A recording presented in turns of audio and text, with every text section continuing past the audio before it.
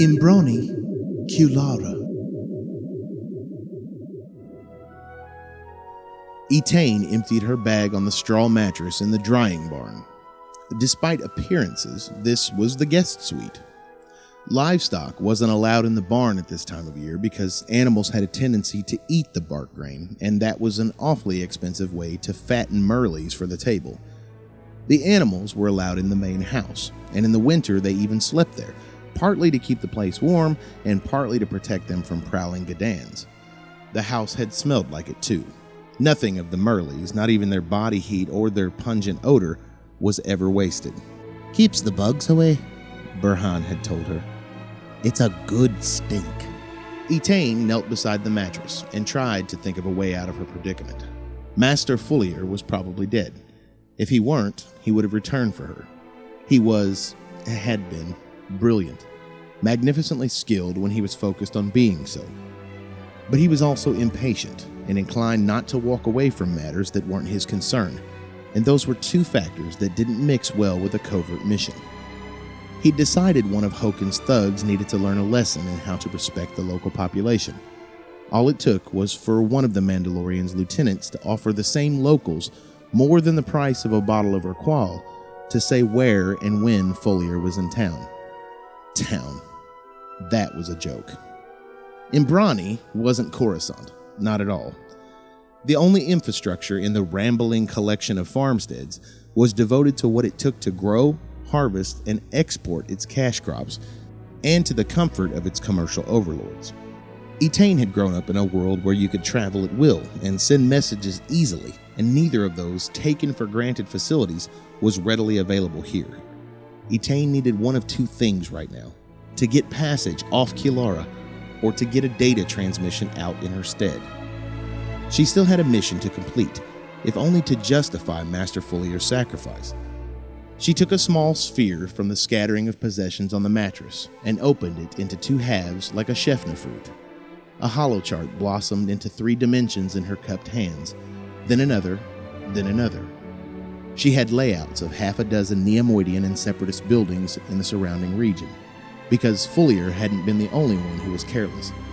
After a few bottles of Urquell, the local construction workers dropped their guards. Etain was neither a natural warrior nor a great charmer, but she was aware of her talent for spotting opportunities. It made up for a lot. She wasn't sure if her master's fate was tied into the holoschematics, or if he'd been seen as a direct threat to Uthon. She suspected Gez Hokin might even have done something simply because he didn't care much for Jedi. Play warriors, he called them. He despised anyone who didn't fight with hard metal or their fists. Mandalorians were tough, but Hokin operated at a totally different level of brutality. Etain had realized that the moment she and Fullier had walked through what was left of a 4-house village that must have displeased him in some way. She would never erase those images from her mind. She meditated hard twice a day. It still wasn't helping. Settling down on her knees, she tried again, slowing her breathing, calming her heart. The gravel outside the barn crunched. Etain picked up her lightsaber from the mattress as she stuffed the hollow chart sphere in her tunic. Her thumb hovered over the controls set in the hilt. She should have sensed someone coming, but she had allowed her fatigue and despair to get the better of her. I didn't check for another exit, she thought. Stupid, stupid, stupid. I might have to use this. As the plank door swung open, she flicked the button and the blue light pierced the dusty air. The Merly that wandered in didn't appear impressed, nor did the small elderly woman who followed it. You're jumpy, she said. She had a covered tray in her hands and something bundled under one arm.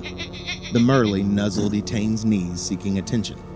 They were distressingly intelligent animals, nearly a meter high at the shoulder and covered with long brown ringlets of wool. Their round green eyes were too disturbingly human for Etain's peace of mind. Here's your dinner. Thank you, Etain said, watching as the woman put the tray down on the mattress and placed the bundle of brown fabric beside it. Quite a job getting that dung off your cloak, the woman said, eyeing the lightsaber the way that Burhan had. Still a bit damp, but clean.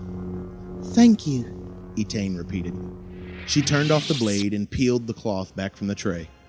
2 rough clay plates held a couple of thin breads and a mush of stew, on top of which whole bark grains were visible. She could smell their cloying, musky scent. That quantity of bark was a week's earning for these people. You shouldn't have gone to that trouble for me, Etain said, embarrassed. You're a guest, The woman said. Besides, once I'd scraped the dung off. Shame to waste grain stuck to it, eh? Oh, aye. Etain's stomach rolled, but she kept a steady expression.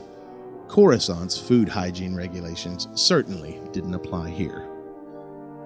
Very good of you, she said, and forced a smile. They're coming, you know, The woman said. I'll be ready. Etain lied and indicated the lightsaber. No, not them Hoken thugs. Not them at all.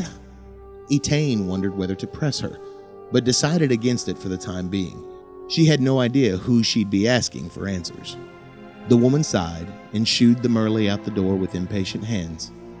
They're coming all right, she said, and smiled, closing the door behind her.